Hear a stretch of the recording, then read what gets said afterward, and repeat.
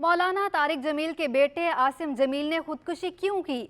आखिर आसिम जमील को ऐसी कौन सी बीमारी थी जिसने उनकी जान ले ली? इब्तदाई तौर पर यह खबरें सामने आई थीं कि नामालूम अफराद ने मौलाना तारिक जमील के साहबजादे को कत्ल कर दिया, लेकिन अहले खाना ने ऐसी खबरों की तरदीद कर दी थी।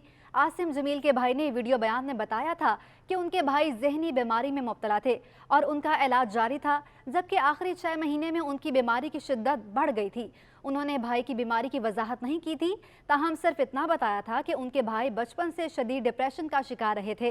लेकिन बादज़ां बेटे की नमाज जनाजा और तदफीन के वक्त मौलाना तारिक जमील ने आसिम जमील की बीमारी और मौत पर मुख्तसर तकरीर की थी और कहा था कि उनका बेटा डिस्लेक्सिया का मरीज था, जिसकी वजह से वो पढ़ लिख नहीं सकता था, क्योंकि ये बीमारी की वजह से आसिम जमील को हरूफ की पहचान नहीं थी। मौलाना तारिक जमील के मुताबिक उनके बेटे ने ना तो मजहबी तालीम हासिल की और ना ही दुनियावी तालीम हासिल की, लेकिन वो घंटों तक उनसे बातें करते थे और हमेशा कहते थे कि उन्हें अपने खुदा के पास जाना है। मौलाना तारिक जमील की जानिब से बेटे की बीमारी डिस्लेक्सिया जाने के बाद बाज़ अफराद परेशान भी दिखाई दिए और ये सवाल उठाया जाने लगा कि आखिर की बीमारी क्या है। इस वीडियो में हम आपको डिस्लेक्सिया के बारे में तफसील बताएंगे। इस बीमारी को ज़्यादातर लोग मसला समझते हैं, इसे बीमारी समझा ही नहीं जाता, जबकि बहुत सारे लोग इसकी इलामात ही नहीं समझ पाते। इस बीमारी का बराह रास्त ताल्लुक हरूफ को पहचानने, पढ़ने और लिखने में मुश्किलात से है और इसे कई साल कबल वर्ड ब्लाइंडनेस या रीडिंग डिसएबिलिटी भी कहा जाता है। लेकिन फिर 1968 में पहली बार इस बीमारी के डिस्लेक्सिया की इस्तिलाह इस्तेमाल की गई। आम तौर पर इस बीमारी की अलामात इस वक्त सामने आती हैं जब बच्चा बोलने की उम्र को पहुंचता है और बच्चे की जानिब से बोल ना पाने को डिस्लेक्सिया की इब्तदाई अलामात समझा जा सकता है। ताहम बच्चों की जानिब से बोल ना पाने की दिगर कई वजूहात भी हो सकती हैं और इस वक्त कोई भी नतीजा अखज़ करना कबलस वक्त होगा।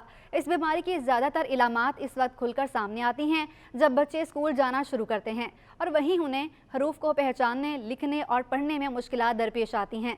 डिस्लेक्सिया की इलामात सबसे पहले बच्चों के असातिज़ा नोट करते हैं, लेकिन ज़्यादातर असातिज़ा को ये इल्म नहीं कि बच्चों की जानिब से दुरुस्त अंदाज में पढ़ाई ना कर पाने की वजह डिस्लेक्सिया भी हो सकता है। यहाँ भी लाजमी नहीं कि बच्चों को पढ़ाई में मुश्किलात को डिस्लेक्सिया से जोड़ा जाए, ताहम ऐसी सूरत हाल में माहिर डॉक्टर से रुजू किया जाना चाहिए। डिस्लेक्सिया के दुरुस्त तशखीस के लिए माहिर अमराज अतफाल समेत आसाबी और दिमागी बीमारियों के माहिरीन के पास जाया जा सकता है। डिस्लेक्सिया होने की मुतादिद वजूहात हो सकती हैं, जिनमें बाज़ जिनियाती भी होती हैं और बाज़ न्यूरो के मसाइल भी होते हैं और ऐन मुमकिन है कि बाज़ बच्चों में इस बीमारी की शिद्दत संगीन हो और इसके इलामात भी इंतहाई ख़तरनाक हों। आम तौर पर डिस्लेक्सिया की इलामात इतनी शदीद और ख़तरनाक नहीं होती और आगाज़ में ही बच्चों में ऐसे मसाइल सामने आने के बाद डॉक्टर से रुजू करने में इलामात ख़त्म हो जाती हैं। लेकिन बाज़ औक़ात वालिदैन की जानिब से डिस्लेक्सिया की इलामात को नज़रअंदाज करने से बीमारी में शिद्दत भी आ सकती है। डिस्लेक्सिया का कोई इलाज मौजूद नहीं, अलबत्ता माहिरीन सेहत इसकी इलामात और शिद्दत को देखते हुए दिगर अद्वियात से इसका इलाज करने की कोशिश करते हैं।